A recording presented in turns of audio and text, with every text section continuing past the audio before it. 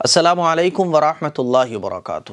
ہم سب مسلمان ہیں، ہم سب رسول اللہ صلی اللہ علیہ وسلم سے محبت رکھنے والے ہیں، ہم سب کلمہ پڑھنے والے ہیں، ہم سب قرآن مجید کو فالو کرنے والے ہیں۔ اسی لیے ہمارے اوپر آزمائشیں آئیں گی، ہمارے اوپر فتنے آئیں گے، ہمارے اوپر مصیبتیں آئیں گی۔ حدیث سے یہ بات ثابت ہے۔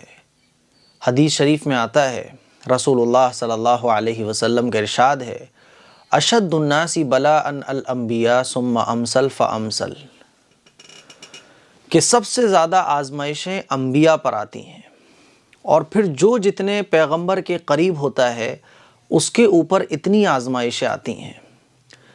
تمام انبیاء میں رسول اللہ صلی اللہ علیہ وسلم کے اوپر سب سے زیادہ آزمائشیں آئیں، اور جو رسول اللہ صلی اللہ علیہ وسلم سے جتنا قریب ہوگا اس کے اوپر اتنی آزمائشیں آئیں گی۔ قرآن مجید میں بھی اللہ تعالیٰ ارشاد فرماتا ہے، احسب الناس ان یترکوا ان یقولوا آمنا وهم لا یفتنون۔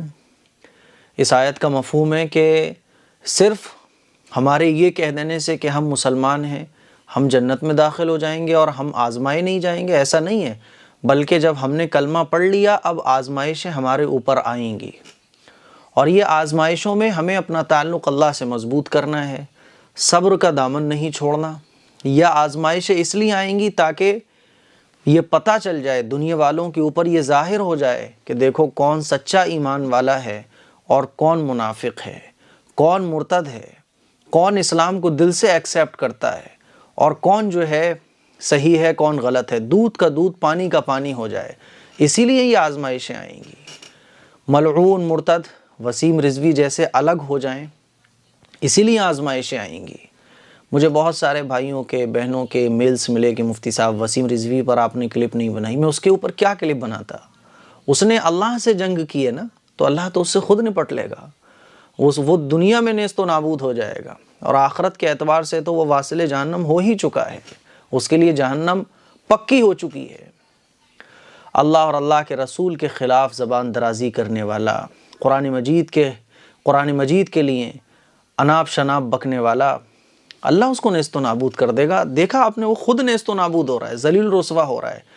جس دھرم کو اس نے ایکسیپٹ کیا ہے اس دھرم کے لوگ خود اس سے یہ پوچھ رہے ہیں کہ کیسے ہم تم پر یقین کر لیں، کیسے ہم تم کو مان لیں کہ تم نے دل سے یہ دھرم ایکسیپٹ کیا ہے، کل کو تم کہہ دو گے کہ یہ بھی غلط ہے، کیسے مان لیں؟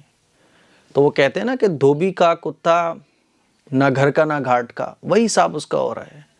اللہ نے اس کو ایک بہت بڑی نعمت جو ایمان کی اس کو ملی تھی اس سے محروم کر دیا، اور جو صحیح بات کو سمجھتے ہوئے بھی سمجھنا نہ چاہے، صحیح بات کو جانتے ہوئے بھی ایکسیپٹ نہ کرنا چاہے، جس نے ہدایت کو قبول کرنا ہی نہ چاہا ہو، قرآن مجید میں اللہ تعالیٰ ایسے لوگوں کے بارے میں ارشاد فرماتا ہے، صم بکم عمی فہم لا یرجعون، کہ وہ اندھے ہو جاتے ہیں، گونگے ہو جاتے ہیں، بہرے ہو جاتے ہیں، پھر ان کو نہ حق دکھائی دیتا ہے نہ حق ان کو سنائی دیتا ہے، وہ نہ حق بول سکتے ہیں، اور پھر وہ واپس نہیں آتے، وہ گمراہ ہو جاتے ہیں۔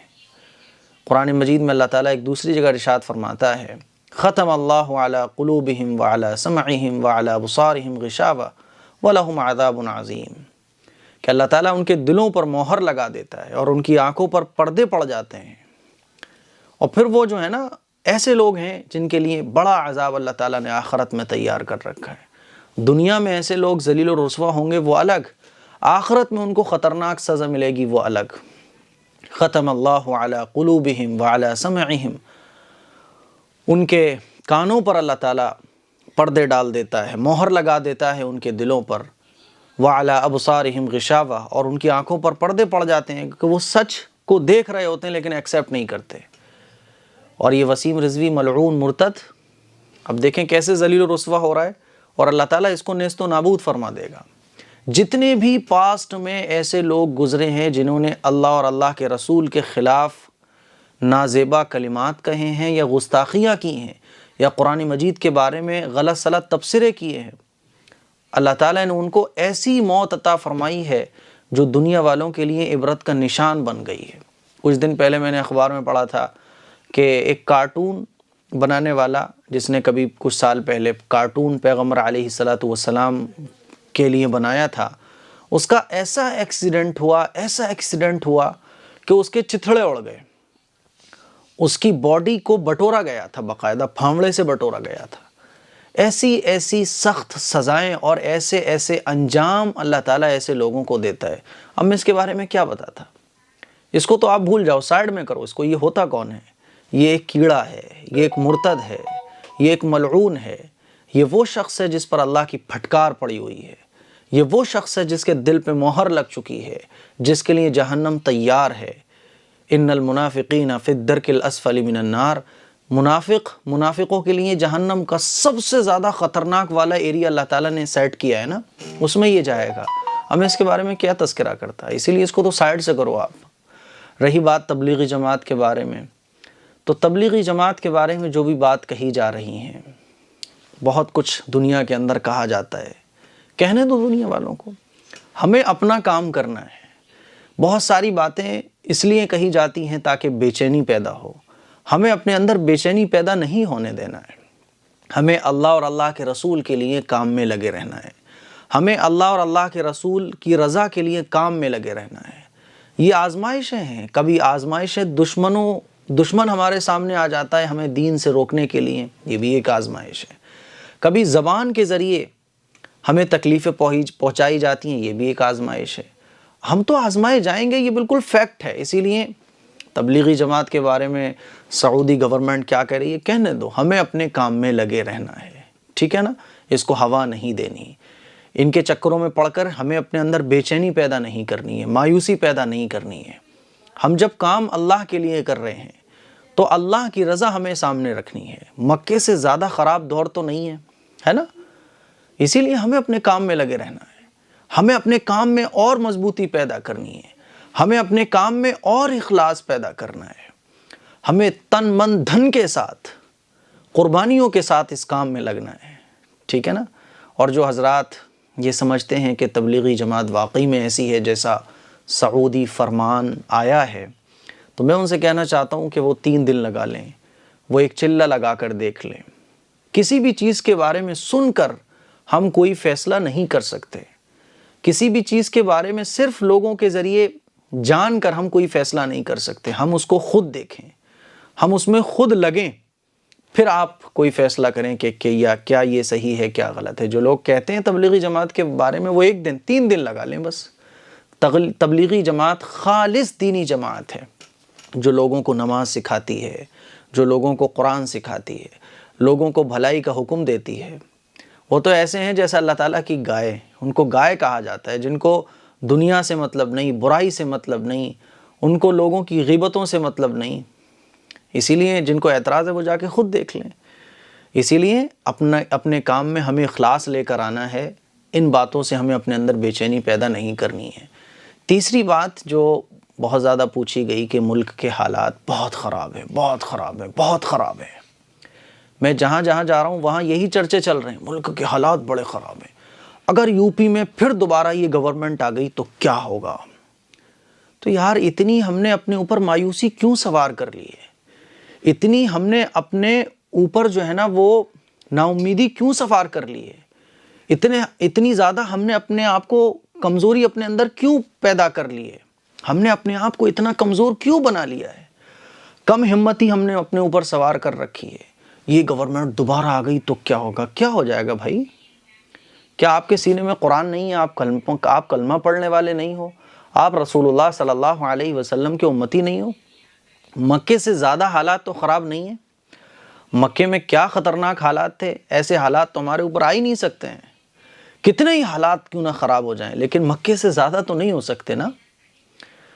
رسول اللہ صلی اللہ علیہ وسلم کی تعلیمات ہمارے سامنے ہیں، قرآن ہمارے پاس ہے، نماز ہمارے پاس ہے، ہمارے ساتھ اللہ ہے، ان اللہ معنا، یقیناً اللہ ہمارے ساتھ ہے، ہمارے دلوں میں ایمان ہے، کلمہ طیبہ پڑھنے والے ہم لوگ ہیں۔ ہر جگہ مایوسی مسلمانوں نے اپنے اوپر سوار کر رکھی ہے، اور یہ گورنمنٹ آ گئی تو کیا ہوگا، کیا ہو جائے گا یار؟ ہم اپنے اندر سے ڈر ختم کریں، ہم اپنے اندر سے مایوسی ختم کریں، ہم اپنے اندر سے نا امیدی ختم کریں، ہم اپنے اندر سے احساس کمتری ختم کریں، ہم اپنے اندر یقین پیدا کریں، ہم اپنے اندر اتحاد پیدا کریں۔ آپ نے سنا ہوگا کہ اگر چڑیاں بھی متحد ہو جائیں تو شیر کی کھال کو ادھیڑ کے رکھ سکتی ہیں۔ بات سمجھ آ رہی ہے؟ ہم تو پھر بھی کتنے سارے ہیں، لیکن ہمارے اندر اتحاد نہیں ہے۔ ہر جگہ مسلمانوں کے اندر مایوسی پائی جا رہی ہے۔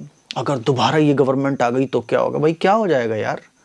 آپ اپنے آپ کو بتاشا سمجھتے ہو کہ پانی میں گر جاؤ گے، بہہ جاؤ گے، ختم ہو جاؤ گے؟ نہیں، ہمارے ساتھ ہمارا قرآن ہے، رسول اللہ کی تعلیم ہمارے سامنے ہے۔ ڈر ہم نے اپنے اوپر حاوی کر رکھا ہے۔ کس بات کا ڈر ہے؟ یہ ملک ہمارا ہے، یہ ملک ہم سب کا ہے۔ یہ مٹھی بھر لوگ ہیں جو شر پھیلاتے ہیں، یہ مٹھی بھر لوگ ہیں جو ظلم و زیادتی کرتے ہیں، یہ مٹھی بھر لوگ ہیں جو ہندو مسلم کرتے ہیں، ورنہ الحمدللہ آج بھی ہم مسجد کے لیے پتھر لینے جاتے ہیں۔ ہم اپنے غیر مسلم بھائیوں سے جا کے جب ڈیل کرتے ہیں نا، تو وہ سنتے ہیں کہ مسجد کے لیے پتھر جا رہا ہے تو وہ کہتے ہیں کوئی بات نہیں ہے، ریٹ ٹو ریٹ میں آپ لے جاؤ۔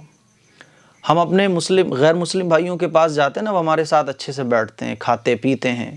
یہ مٹھی بھر لوگ ہیں۔ ان مٹھی بھر لوگوں کا خوف ہم نے اپنے اوپر اتنا سوار کر لیا کہ آج مایوسی ہمارے اندر، نا امیدی ہمارے اندر، اور احساس کمتری ہمارے اندر، ڈر ہمارے اندر ہے نا، خوف ہمارے اندر۔ کیا کریں؟ کیا ہوگا مسلمانوں کا؟ بھائی کچھ نہیں ہوگا۔ جو کرنے کا کام ہے وہ ہم کریں نا۔ ہم اپنے اندر ایجوکیشن پیدا کریں، عملی اعتبار سے ہم مضبوط ہوں، دین پر عمل کریں۔ سب سے مین چیز یہ ہے، دین پر عمل کیجئے۔ جتنا ہم دین پر عمل کریں گے نا، اتنا ہمارے اندر یہ جتنی بھی برائیاں پیدا ہو گئی ہیں نا، احساس کمتری، مایوسی، نا امیدی، ڈر، خوف، یہ سب ختم ہو جائے گا۔ آج دین ہمارے اندر نہیں ہے تو یہ ساری چیزوں کا خوف ہمارے اندر ہے۔ اسی لیے اپنے اندر دین پیدا کریں۔ ماحول بہت خراب ہو گیا ہے، صاحب ٹوپی نہیں لگائیں گے۔ ماحول بہت خراب ہو گیا تو صاحب وہ دین پر عمل نہیں کریں گے۔ نہیں، ایسا نہیں، بلکہ دین پر تو اور زیادہ عمل کرنا ہے۔